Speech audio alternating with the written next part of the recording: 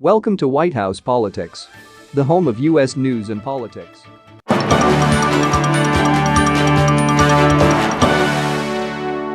Capitol attack panel investigates Trump over potential criminal conspiracy. Messages between Mark Meadows and others suggest the Trump White House coordinated efforts to stop Joe Biden's certification.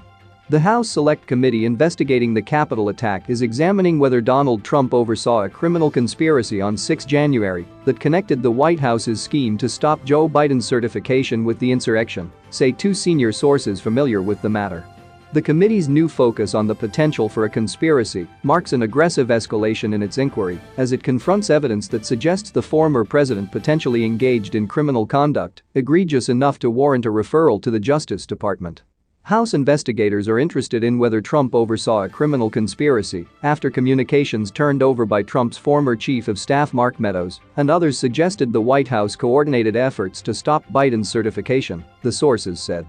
The Select Committee has several thousand messages, among which include some that suggest the Trump White House briefed a number of House Republicans on its plan for then Vice President Mike Pence to abuse his ceremonial role and not certify Biden's win, the sources said.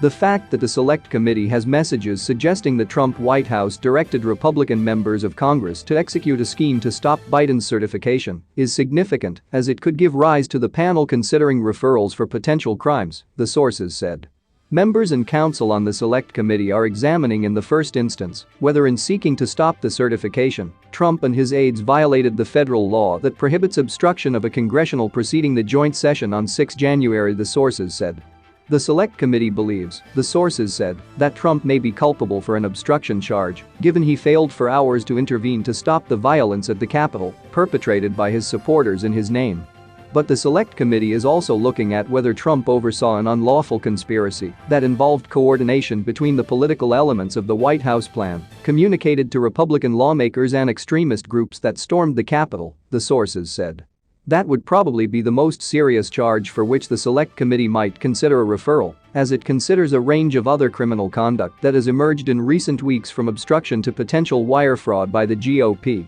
The vice chair of the Select Committee, the Republican Congresswoman Liz Cheney, referenced the obstruction charge when she read from the criminal code before members voted unanimously last November to recommend Meadows in contempt of Congress for refusing to testify. The Guardian previously reported that Trump personally directed lawyers and political operatives working from the Willard Hotel in Washington, D.C., to find ways to stop Biden's certification from happening at all on 6 January, just hours before the Capitol attack. But House investigators are yet to find evidence tying Trump personally to the Capitol attack, the sources said, and may ultimately only recommend referrals for the straight obstruction charge, which has already been brought against around 275 rioters, rather than for conspiracy. The Justice Department could yet charge Trump and aides separate to the Select Committee investigation, but one of sources said the panel as of mid-December had no idea whether the agency is actively examining potential criminality by the former president. A spokesperson for the Select Committee declined to comment on details about the investigation.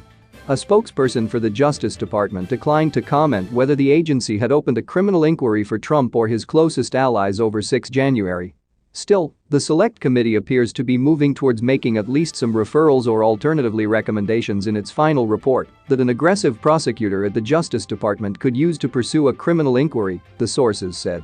The Select Committee is examining the evidence principally to identify legislative reforms to prevent a repeat of Trump's plan to subvert the election, but members say if they find Trump violated federal law, they have an obligation to refer that to the Justice Department. Sending a criminal referral to the Justice Department, essentially a recommendation for prosecution, carries no formal legal weight since Congress lacks the authority to force it to open a case, and House investigators have no authority to charge witnesses with the crime. But a credible criminal referral from the Select Committee could have a substantial political effect given the importance of the 6 January inquiry and place pressure on the Attorney General, Merrick Garland, to initiate an investigation or explain why he might not do so. Internal discussions about criminal referrals intensified after communications turned over by Meadows revealed alarming lines of communication between the Trump White House and Republican lawmakers over 6 January, the sources said. In one exchange released by the Select Committee, one Republican lawmaker texted Meadows an apology for not pulling off what might have amounted to a coup, saying 6 January was a terrible day, not because of the attack, but because they were unable to stop Biden's certification.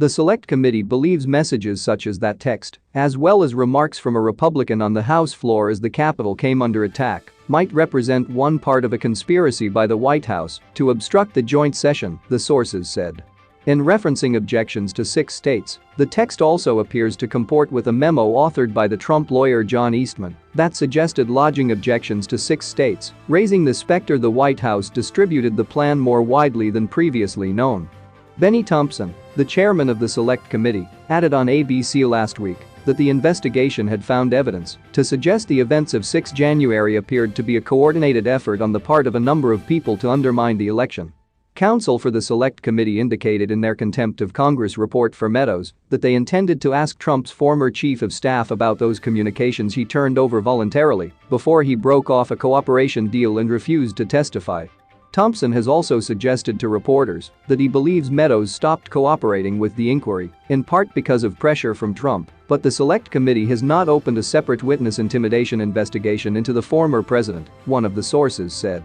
That's all for now. Stay tuned and subscribe to White House Politics for more political news and updates.